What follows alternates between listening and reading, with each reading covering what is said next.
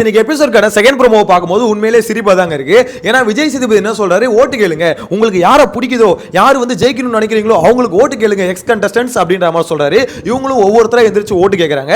Okay, concept okay, கொஞ்சம் இன்ட்ரெஸ்டிங்கான concept தான் வச்சுக்கோங்களேன். ஆனா இந்த ஓட்டு கேட்கறது எதனால, அதனால என்ன யூஸ் அப்படின்னு கேட்டீங்கன்னா ஒன்றும் இல்லை. கடைசியில் இவங்க ஏதோ ஓட்டு அப்படியே மதிச்சு எவிக்ஷன் ப்ராசஸ் எல்லாம் நடத்துற மாதிரியும் எப்படி இருந்தாலும் அந்த ஓட்டை வாங்கி தூக்கி குப்பையில் தான் போட போறீங்க. ஆனா எனக்கு ஒரு விஷயம் மட்டும் இங்க சொல்லணும்னு தோணுதுங்க, கானா வினோத் தப்பிச்சிட்டாரு அப்படின்ற மாதிரி தான் சொல்லணும். இவனுங்க இப்ப போற போக்க பார்க்கும்போது அந்த மனுஷன் மட்டும் வீட்டுக்குள்ள நம்ம தான் டைட்டில் வின்னர்னு நினைச்சிட்டு இருந்தாருன்னு வச்சுக்கோங்களேன், தலையில துண்டை போட்டு தான் போயிருக்கணும். உண்மையிலே அந்த மனுஷன் எடுத்தது ரொம்ப ரொம்ப கிளவர் மூவ் அப்படின்ற மாதிரி தான் என்ன பொறுத்தவரைக்கும் யோசிக்க தோணுது. இப்போ இவங்க கொண்டு போகிற ஷோ கொண்டு போறாங்களோ ஒரு திசையில, அதை பார்க்கும்போது அந்த மனுஷன் தப்பிச்சிட்டாரு அப்படின்ற மாதிரி சொல்ல தோணுது. எனவே இந்த ப்ரோமோல பார்த்தீங்கன்னா ஒவ்வொருத்தரையும் வச்சு ஓட்டு கேட்க வைக்கிறாங்க. அதுல வந்து சில பேர் வந்து பார்த்தீங்கன்னா நான் உங்களுக்கு சப்போர்ட் பண்றோம், அவங்களுக்கு சப்போர்ட் பண்றோம் அப்படி முன்னாடி பேசியிருப்பாங்க. இப்போ விஜய் சேதுபதி முன்னாடி வந்து பார்த்தீங்கன்னா அப்படியே மாத்தி பேசுறாங்க. அது யார் யாரு என்ன சம்பவம், இந்த ஓட்டு கேட்கும் போது யார் யாரெல்லாம் கொஞ்சம் நியாயமா பேசுற, யார்